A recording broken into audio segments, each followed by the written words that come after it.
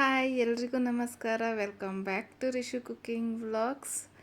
ಇವತ್ತು ಮಾರ್ನಿಂಗೇ ನಾವೇ ಹಾಕಿರೋ ಗಿಡದಲ್ಲಿ ಹೂ ಬಿಟ್ಟರೆ ಎಷ್ಟು ಖುಷಿ ಆಗುತ್ತಲ್ವ. ಹಾಗೆ ನನಗೂ ನಾವು ಬೆಳೆಸಿರೋ ಅಂಥ ಗುಲಾಬಿ ಗಿಡದಲ್ಲಿ ಗುಲಾಬಿ ಹೂವು ಎಲ್ಲ ಬಿಟ್ಟಿತ್ತು. ಅದನ್ನು ನೋಡಿಕೊಂಡು ಇವತ್ತಿನ ವ್ಲಾಗ್ನ ಸ್ಟಾರ್ಟ್ ಮಾಡ್ತಾಯಿದ್ದೀನಿ. ಮಲ್ಲಿಗೆ ಮೊಗ್ಗು ಬಿಟ್ಟಿತ್ತು, ತುಂಬ ಖುಷಿ ಆಯಿತು. ಹಾಗೆ ಇವತ್ತಿನ ವಿಡಿಯೋದಲ್ಲಿ ನಾನು 3 ರೆಸಿಪಿನ ಶೇರ್ ಮಾಡ್ತಾಯಿದ್ದೀನಿ. ಮನೇಲೇ ಹೋಮ್ ಮೇಡ್ ಬಾದಾಮ್ ಪೌಡ್ರನ್ನ ಹೇಗೆ ಮಾಡೋದು, ಬಿರಿಯಾನಿ ಅಂದರೆ ಸೋಯಾ ಜಂಕ್ಸ್ ಪಲಾವು, ರಸಮು, ಈ 3 ರೆಸಿಪಿನೂ ಶೇರ್ ಮಾಡಿದ್ದೀನಿ. ವಿಡಿಯೋನ ಎಲ್ಲೂ ಸ್ಕಿಪ್ ಮಾಡಿದೆ ಕೊನೆ ಗಂಟ ನೋಡಿ ಪ್ಲೀಸ್. ವಿಡಿಯೋ ಇಷ್ಟ ಆದರೆ ದಯವಿಟ್ಟು ಲೈಕು, ಶೇರು, ಕಮೆಂಟ್ಸು ಮಾಡಿ. ನನ್ನ ಚಾನಲ್ನ ದಯವಿಟ್ಟು ಸಬ್ಸ್ಕ್ರೈಬ್ ಮಾಡ್ಕೊಳ್ಳಿ. ಪಕ್ಕದಲ್ಲಿರೋ ಬೆಲ್ ಬಟನ್ನ ಕ್ಲಿಕ್ ಮಾಡಿ. ಫಸ್ಟಿಗೆ ನಾನಿಲ್ಲಿ ಸೋಯಾ ಪುದೀನ ಪಲಾವ್ ಮಾಡಲಿಕ್ಕೆ ಸೋಯಾ ಜಂಕ್ಸ್ನ ಬಿಸಿನೀರಲ್ಲಿ ನೆನೆಸಿಟ್ಕೊಂಡಿದ್ದೀನಿ. ನೆಕ್ಸ್ಟು ನಾನು 2 ಇಡಿ ಆಗೋಷ್ಟು ಪುದೀನ ಸೊಪ್ಪು ತೊಗೊಂಡಿದ್ದೀನಿ, ಸ್ವಲ್ಪ ಕೊತ್ತಂಬರಿ ಸೊಪ್ಪು ತೊಗೊಂಡಿದ್ದೀನಿ. ನಾನಿಲ್ಲಿ ಒಂದು 3 ಜನಕ್ಕೆ ಆಗೋಷ್ಟು ಮಾಡ್ತಾಯಿದ್ದೀನಿ. ನೀವು ಹೆಚ್ಚು ಕಮ್ಮಿ ಮಾಡ್ಕೊಬೋದು. ಜಾಸ್ತಿ ಜನಕ್ಕೆ ಮಾಡ್ತೀರಿ ಅಂದರೆ ಇದನ್ನು ಡಬಲ್ ಕ್ವಾಂಟಿಟಿಯಲ್ಲಿ ತೊಗೊಬೋದು. ನಾನು ಒಂದು ಗೆಡ್ಡೆ ಅಷ್ಟು ಬೆಳ್ಳುಳ್ಳಿ, 1 ಇಂಚಷ್ಟು ಶುಂಠಿ, ಒಂದು 5ರಿಂದ 6 ಹಸಿಮೆಣ್ಸಿನ್ಕಾಯಿನ ತೊಗೊಂಡಿದ್ದೀನಿ. ನಾನು ಹಸಿ ಬಟಾಣಿನ ನಾನು ಫ್ರಿಡ್ಜಲ್ಲಿ ಸ್ಟೋರ್ ಮಾಡಿದ್ದೆ, ಸೊ ಹಾಗಾಗಿ ನೀರಲ್ಲಿ ಸ್ವಲ್ಪ ಹೊತ್ತು ನೆನೆಯಾಕಿಟ್ಟಿದ್ದೀನಿ. ಈ ಪುದೀನ ಪಲಾವಕ್ಕೆ ರಾಯ್ತಾಗಿಂತ ಚಟ್ನಿ ಚೆನ್ನಾಗಿರುತ್ತೆ, ಕಾಯಿ ಚಟ್ನಿ. ಹಾಗಾಗಿ ಚಟ್ನಿಗೂ ಇಲ್ಲಿ ಪ್ರಿಪೇರ್ ಮಾಡ್ಕೊಂಬಿಡ್ತಾಯಿದ್ದೀನಿ. ಸ್ವಲ್ಪ ತೆಂಗಿನಕಾಯಿ, ಶುಂಠಿ, ಬೆಳ್ಳುಳ್ಳಿ ಅಂದರೆ ಸ್ವಲ್ಪ ಶುಂಠಿ, 2 ಎಸಳು ಬೆಳ್ಳುಳ್ಳಿ, ಸ್ವಲ್ಪ ಕಡಲೆಪಪ್ಪು, ಉಪ್ಪು, 1 ಹಸಿಮೆಣ್ಸಿನ್ಕಾಯಿ, ಒಂಚೂರು ಶುಂಠಿ, ಒಂಚೂರು ಕೊತ್ತಂಬರಿ ಸೊಪ್ಪು, ರುಚಿಗೆ ತಕ್ಕಷ್ಟು ಉಪ್ಪು ಹಾಕಿ ರೆಡಿ ಮಾಡಿ ಇಟ್ಕೊಂಡಿದ್ದೀನಿ. ನೆಕ್ಸ್ಟು ಇಲ್ಲಿ ಪಲಾವ್ಗೂ ಮಸಾಲೆ ರೆಡಿ ಮಾಡ್ಕೊಂಬಿಡೋಣ. ಪುದೀನ ಸೊಪ್ಪು, ಕೊತ್ತಂಬರಿ ಸೊಪ್ಪು, ಶುಂಠಿ, ಬೆಳ್ಳುಳ್ಳಿ, ಹಸಿಮೆಣ್ಸಿನ್ಕಾಯಿನೆಲ್ಲ ಹಾಕಿ ರುಬ್ಬೋದಕ್ಕೆ ಇಟ್ಕೊತೀನಿ. ನಾನು 2 ಒಂದೇ ಸಲ ರುಬ್ಬಿಟ್ಕೊಂಡ್ಬಿಡ್ತೀನಿ, ಟೈಮ್ ಸೇವಿಂಗ್ ಆಗುತ್ತೆ. ಸೊ ಒಂದು ಸಲ ಎಲ್ಲ ಈ ಥರ ಪ್ರಿಪೇರ್ ಮಾಡ್ಕೊಂಬಿಟ್ರೆ ಫಟಾಫಟ್ ಅಂತ ಟಿಫನ್ನು ರೆಡಿ ಆಗೋಗ್ಬಿಡುತ್ತೆ. ಚಟ್ನಿ ರೆಡಿ ಆಯಿತು, ಸೊ ಸೈಡಲ್ಲಿ ಇಟ್ಟು ನೆಕ್ಸ್ಟು ಮಸಾಲೆನೂ ರೆಡಿ ಆಗಿದೆ. ಇದನ್ನು ಒಗ್ಗರಣೆ ಮಾಡ್ಕೊಳ್ಳೋದಷ್ಟೇ. ನಾನಿಲ್ಲಿ ಒಂದು ದೊಡ್ಡ ಸೈಜು ಈರುಳ್ಳಿ ತೊಗೊಂಡು ಹಿಂಗೆ ಉದ್ದುದ್ದಕ್ಕೆ ಕಟ್ ಮಾಡ್ಕೊಂಡು ಇಟ್ಕೊತಾ ಇದ್ದೀನಿ. 1 ಟೊಮ್ಯಾಟೊ ತೊಗೊಂಡಿದ್ದೀನಿ. ನಾನಿಲ್ಲಿ 1/2 ಲೆಮನ್ ಹಾಕ್ತೀನಿ ಲಾಸ್ಟಲ್ಲಿ, ಸೊ ಹಾಗಾಗಿ ನಾನು 1 ಟೊಮ್ಯಾಟೊ ತೊಗೊಂಡಿದ್ದೀನಿ, ಹುಳಿ ಟೊಮ್ಯಾಟೊ. ಅಷ್ಟೊತ್ತಲ್ಲಿ ಸೋಯಾ ಜಂಕ್ಸ್ ಎಲ್ಲ ನೀಟಾಗಿ ಬಿಸಿನೀರಲ್ಲಿ ನೆಂದಿದೆ. ಅದರಲ್ಲಿ ನೀರೆಲ್ಲ ಇಂಟ್ಕೊಂಡು ಸೈಡಿಗೆ ಎತ್ತಿಟ್ಕೊತಾ ಇದ್ದೀನಿ. ಇಷ್ಟೆಲ್ಲ ರೆಡಿ ಆದಮೇಲೆ ಬೇಗ ಬಿರಿಯಾನಿಗೆ ಒಗ್ಗರಣೆ ಮಾಡ್ಕೊಂಬಿಡ್ಬೋದು. ನೆಕ್ಸ್ಟು ಒಂದು ಪ್ಯಾನ್ಗೆ 2 ಟೇಬಲ್ ಸ್ಪೂನ್ ಆಗೋಷ್ಟು ಆಯಿಲ್ ಹಾಕ್ಕೊಂಡಿದ್ದೀನಿ, ದೊಡ್ಡ ಟೇಬಲ್ ಸ್ಪೂನ್ ಇದು. ನೆಕ್ಸ್ಟ್ ಅದಕ್ಕೆ ಮಸಾಲೆ ಐಟಮ್ ಹಾಕ್ಕೊಂಡಿದ್ದೀನಿ. ನಿಮಗೆ ಯಾವ ಸ್ಪೈಸಸ್ ಇಷ್ಟನೋ ಅದು ಹಾಕ್ಕೊಬೋದು. ನಾನಿಲ್ಲಿ ಚಕ್ಕೆ, ಲವಂಗ, ಪಲಾವ್ ಎಲೆ ಮತ್ತು ಕಲ್ಲು ಹೂ ಬರುತ್ತೆ, ಮರಾಠಿ ಮೊಗ್ಗು, ಸ್ವಲ್ಪ ಸೋಂಪು, ಸ್ವಲ್ಪ ಜೀರಿಗೆ ಹಾಕ್ಕೊಂಡು ಫ್ರೈ ಮಾಡಿಕೊಂಡು ನೆಕ್ಸ್ಟು ಕಟ್ ಮಾಡಿಟ್ಟಿರೋ ಅಂಥ ಈರುಳ್ಳಿನೂ ಹಾಕಿ ನೀಟಾಗಿ ಫ್ರೈ ಮಾಡಿ ಕಲರ್ ಚೇಂಜ್ ಆಗೋ ಗಂಟ ಫ್ರೈ ಮಾಡಬೇಕು. ಅದು ಕಲರ್ ಚೇಂಜ್ ಆದಮೇಲೆ ಕಟ್ ಮಾಡಿಟ್ಟಿರೋಂತಹ ಟೊಮ್ಯಾಟೊನೂ ಹಾಕ್ಕೊತಾ ಇದ್ದೀನಿ. ಇಲ್ಲಿ ಲಾಸ್ಟಲ್ಲಿ ಸ್ವಲ್ಪ ಕೊತ್ತಂಬರಿ ಪುದೀನ ಮಿಕ್ಕಿತ್ತು, ಸೊ ಹಾಗಾಗಿ ಚೆನ್ನಾಗಿರುತ್ತೆ ಫ್ಲೇವರು ಅಂತ ಹಾಕ್ಕೊಂಡಿದ್ದೀನಿ. ಹಾಕ್ಕೊಬೇಕು ಅಂತೇನಿಲ್ಲ, ಇಷ್ಟ ಇದ್ದರೆ ಹಾಕ್ಕೊಬೋದು, ಚೆನ್ನಾಗಿರುತ್ತೆ ಮಧ್ಯೆ ಮಧ್ಯೆ ಸಿಕ್ಕಿದ್ರೆ ಅಂತ ಸ್ವಲ್ಪ ಹಾಕ್ಕೊಂಡಿದ್ದೀನಿ. ಅದನ್ನು ಫ್ರೈ ಮಾಡಾದಮೇಲೆ ನೀಟಾಗಿ ಟೊಮ್ಯಾಟೊನು ಸಾಫ್ಟ್ ಆಗಂಟ ಫ್ರೈ ಮಾಡಬೇಕು. ಇದ್ರ ಮಧ್ಯದಲ್ಲೇ ನಾವು ಹಸಿ ಬಟಾಣಿನೂ ಮತ್ತು ಸೋಯಾ ಜಂಕ್ಸ್ನು ಸೇರಿಸಿ ನೀಟಾಗಿ ಫ್ರೈ ಮಾಡ್ಕೊತಾ ಇದ್ದೀನಿ. ಸೋಯಾ ಜಂಕ್ಸಲ್ಲಿರೋ ಹಸಿ ಸ್ಮೆಲ್ಲೆಲ್ಲ ಹೋಗಬೇಕು, ಅಲ್ಲಿಗಂಟ ನೀಟಾಗಿ ಆಯಿಲಲ್ಲಿ ಫ್ರೈ ಮಾಡಿಕೊಂಡು ರುಬ್ಬಿರೋ ಅಂತಹ ಮಸಾಲೆನೂ ಹಾಕಿ ನೀಟಾಗಿ ಫ್ರೈ ಮಾಡಬೇಕು. ಮಸಾಲೆ ಸುತ್ತ ಎಣ್ಣೆ ಬಿಡಬೇಕು, ಅಲ್ಲಿಗಂಟ ನೀಟಾಗಿ ಫ್ರೈ ಮಾಡಬೇಕು.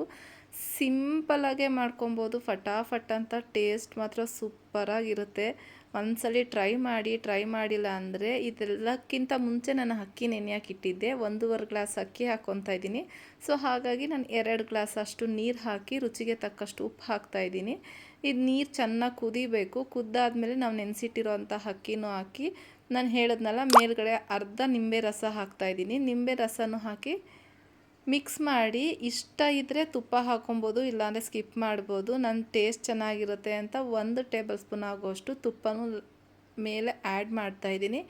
ಇಷ್ಟನ್ನೆಲ್ಲ ನೀಟಾಗಿ ಮಿಕ್ಸ್ ಮಾಡಿ 2ರಿಂದ 3 ವಿಜಿಲ್ ಹಾಕ್ಕೊಂಡ್ರೆ ಬಿಸಿ ಬಿಸಿಯಾದ ಸೋಯಾ ಪುದೀನ ಪಲಾವ್ ರೆಡಿ ಆಗುತ್ತೆ. ಸೂಪರಾಗಿರುತ್ತೆ ಟೇಸ್ಟು. ಒಂದ್ಸಲ ಇದನ್ನು ಕಾಯಿ ಚಟ್ನಿ ಜೊತೆನೇ ಸರ್ವ್ ಮಾಡಿ, ಚೆನ್ನಾಗಿರುತ್ತೆ. ಬೇರೆ ತರಕಾರಿ ಪಲಾವ್ಗೆಲ್ಲ ರಾಯ್ತ ಜೊತೆ ಸರ್ವ್ ಮಾಡಿಬಿಟ್ರೆ ಚೆನ್ನಾಗಿರುತ್ತೆ, ಬಟ್ ಈ ಥರ ಪುದೀನ ಪಲಾವ್ಗೆಲ್ಲ ಚಟ್ನಿ ಚೆನ್ನಾಗಿರುತ್ತೆ. ಸೊ ಟಿಫನ್ ಇದಾಗಿತ್ತು ನಮ್ಮ ಮನೇಲಿ ಇವತ್ತು. ಇದೆಲ್ಲ ಮುಗಿಸ್ಕೊಂಡು ನಾನಿಲ್ಲಿ ಮಕ್ಕಳಿಗೆ ಬಾದಾಮ್ ಪೌಡ್ರು ಮನೇಲಿ ಖಾಲಿ ಆಗಿತ್ತು. ಸೊ ಹಾಗಾಗಿ ಬಾದಾಮ್ ಪೌಡ್ರು ರೆಸಿಪಿನೂ ಇಲ್ಲಿ ಶೇರ್ ಮಾಡ್ತಾಯಿದ್ದೀನಿ.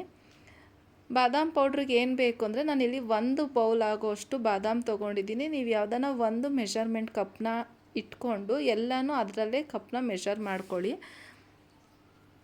ಇದನ್ನು ನೀಟಾಗಿ ಫ್ರೈ ಮಾಡಬೇಕು, ತುಂಬ ಸೀಸಬಾರ್ದು, ಲೈಟಾಗಿ ಫ್ರೈ ಆದರೆ ಸಾಕಾಗುತ್ತೆ. ಇದನ್ನು ನೆನೆಸಿ ಸಿಪ್ಪೆ ತೆಗೆದು ಮಾಡ್ತಾರೆ. ನಾನೇನು ಡೈರೆಕ್ಟಾಗಿ ಹಂಗೆ ಫ್ರೈ ಮಾಡ್ತೀನಿ. ಒಂದು ಸಲ ಟೈಮ್ ಇತ್ತು ಅಂದರೆ ನಾನು ಸಿಪ್ಪೆ ಎಲ್ಲ ತೆಗೆದು ಮಾಡ್ತೀನಿ, ಇಲ್ಲಾಂದರೆ ಈ ಥರನೂ ಮಾಡ್ತೀನಿ. ಇನ್ನೊಂದು ಸಲ ಮಾಡ್ಬೇಕಾದ್ರೆ ಆ ರೆಸಿಪಿನೂ ಶೇರ್ ಮಾಡ್ತೀನಿ. ಜಸ್ಟ್ ಇದನ್ನು ಒಂದು 5 ನಿಮಿಷ ಫ್ರೈ ಮಾಡಿ ತಣ್ಣಗಾದ್ಮೇಲೆ ಒಂದು ಮಿಕ್ಸಿ ಜಾರ್ಗೆ ಹಾಕ್ಕೊಂಡು ಮಿಕ್ಸ್ ಮಾಡ್ಕೊಬೇಕು, ಗ್ರೈಂಡ್ ಮಾಡ್ಕೊಬೇಕು. ಇದೆಲ್ಲ ಸುತ್ತ ಪೇಸ್ಟ್ ಥರ ಅಂದ್ಕೊಳ್ಳುತ್ತೆ. ಸೊ ಗಾಬರಿ ಬೇಡ, ಏನಪ್ಪ ಈ ಪೇಸ್ಟ್ ಆಗೋಯ್ತು ಅಂತ. ಪರವಾಗಿಲ್ಲ, ಈ ಪೇಸ್ಟಿಗೆ ನಾವು ಸಕ್ಕರೆ ಪೌಡ್ರೆಲ್ಲ ಹಾಕಿ ಮಿಕ್ಸ್ ಮಾಡ್ತೀವಲ್ಲ, ಆವಾಗ ಕರೆಕ್ಟ್ ಕನ್ಸಿಸ್ಟೆನ್ಸಿಗೆ ಬರುತ್ತೆ, ಏನು ತೊಂದರೆ ಇಲ್ಲ. ಇದು ಆಗಲಿ ಆರೋಷ್ಟರಲ್ಲಿ ಅದೇ ಮಿಕ್ಸಿ ಜಾರಿಗೆ ನಾವು ಯಾವ ಕಪ್ಪಲ್ಲಿ ಬಾದಾಮ್ ತೊಗೊಂಡಿದ್ದೀವೋ ಅದೇ ಕಪ್ಪಲ್ಲಿ ನಾನು 1 ಕಪ್ ಆಗೋಷ್ಟು ಸಕ್ಕರೆ ತೊಗೊಂಡಿದ್ದೀನಿ.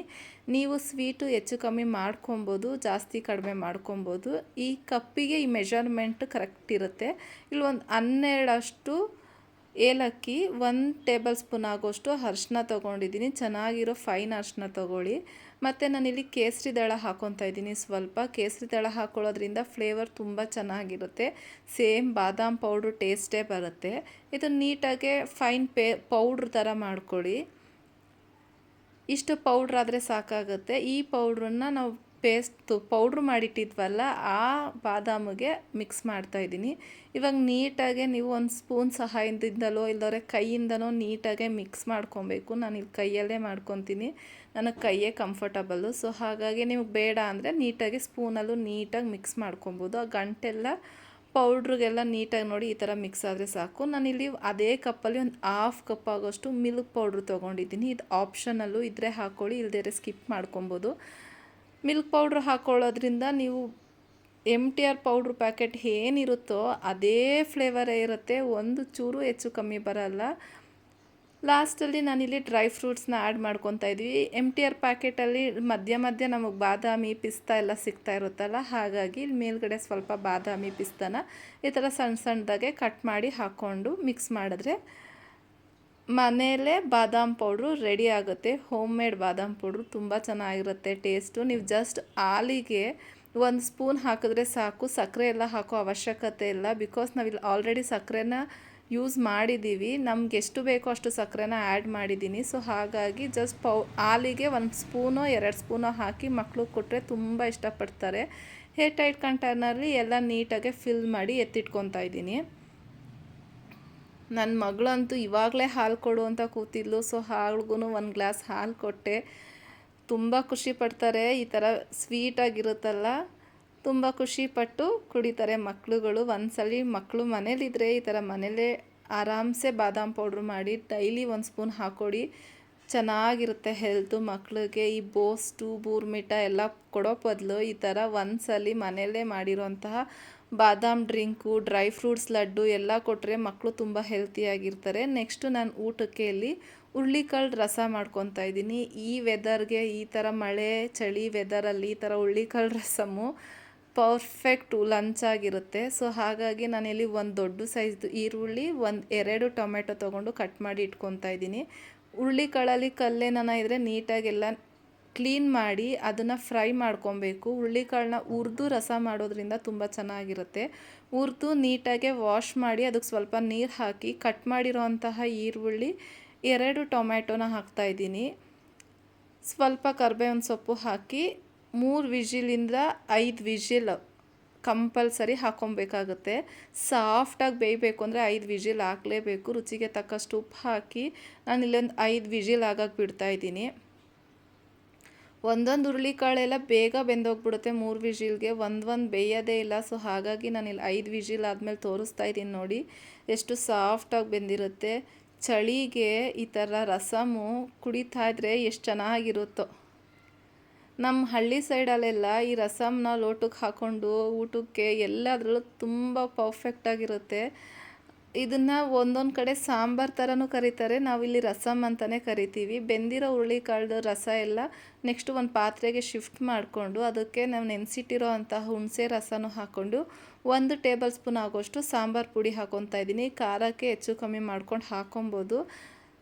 ನನ್ನ ಮನೆಗೆ ಇಲ್ಲಿ 1 ಟೇಬಲ್ ಸ್ಪೂನ್ ಸಾಕು. ಸೊ ಹಾಗಾಗಿ ನಾನು 1 ಟೇಬಲ್ ಸ್ಪೂನ್ ಹಾಕ್ಕೊಂಡು ಇಲ್ಲಿ ಸ್ವಲ್ಪ ಬೆಲ್ಲನೂ ಹಾಕ್ಕೊತಾ ಇದ್ದೀನಿ.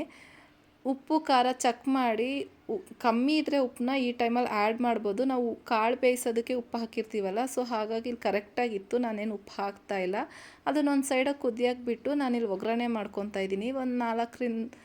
ಒಂದು 2 ಟೇಬಲ್ ಸ್ಪೂನ್ ಆಗೋಷ್ಟು ಎಣ್ಣೆ ಹಾಕಿ ಸ್ವಲ್ಪ ಸಾಸಿವೆ ಜೀರಿಗೆ ಹಾಕಿ, ಸಾಸಿವೆ ಜೀರಿಗೆ ಚಿಟಪಟ ಅಂತ ಸಿಡಿದ್ಮೇಲೆ 1 ಗೆಡ್ಡೆ ಬೆಳ್ಳುಳ್ಳಿನ ಕ್ರಷ್ ಮಾಡಿ ಹಾಕ್ಕೊತಾ ಇದ್ದೀನಿ. ಸ್ವಲ್ಪ ಒಣಮೆಣ್ಸಿನ್ಕಾಯಿ, ಒಂದು 4 ಒಣಮೆಣ್ಸಿನ್ಕಾಯಿನ ಮುರಿದು ಹಾಕ್ಕೊಂಡು ಸ್ವಲ್ಪ ಕೊತ್ತಂಬರಿ ಸೊಪ್ಪು, ಕರಿಬೇವಿನ ಸೊಪ್ಪು ಎರಡೂ ಬೇಕಾಗುತ್ತೆ. ಸೊ ಕರಿಬೇವಿನ ಸೊಪ್ಪನ್ನ ಒಗ್ಗರಣೆಗೆ ಇಟ್ಕೊಳ್ಳಿ, ಕೊತ್ತಂಬರಿ ಸೊಪ್ಪನ್ನ ಹಾಗೆ ಇಟ್ಟು ಲಾಸ್ಟಲ್ಲಿ ಹಾಕೋಕ್ಕೆ ಸರಿ ಹೋಗುತ್ತೆ.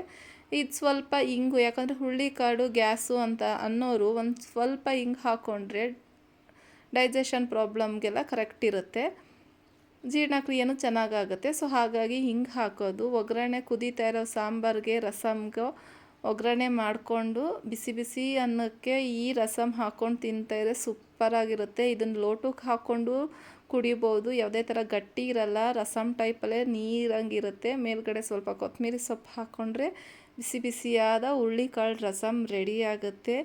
ಇವತ್ತು ಹುರುಳಿಕಾಳು ರಸ ರೈಸ್ ಜೊತೆ ನನ್ನ ಲಂಚ್ನ ಮುಗಿಸ್ತಾ ಇದ್ದೀನಿ. ವಿಡಿಯೋ ಒಂದು ಸ್ವಲ್ಪ ನಾನು ಯೂಸ್ಫುಲ್ ಅನಿಸಿದ್ರೆ ಫ್ಯಾಮಿಲಿ ಫ್ರೆಂಡ್ಸ್ಗೆ ಶೇರ್ ಮಾಡಿ, ಸಪೋರ್ಟ್ ಮಾಡಿ. ನೀವು ಮಾಡೋ ಸಬ್ಸ್ಕ್ರೈಬಿಂದ ನಮಗೆ ತುಂಬ ಮೋಟಿವೇಶನ್ ಸಿಗುತ್ತೆ. ಸೊ ಪ್ಲೀಸ್ ನನ್ನ ಚಾನಲ್ನ ಸಬ್ಸ್ಕ್ರೈಬ್ ಮಾಡ್ಕೊಳ್ಳಿ. Thank you for watching. Bye.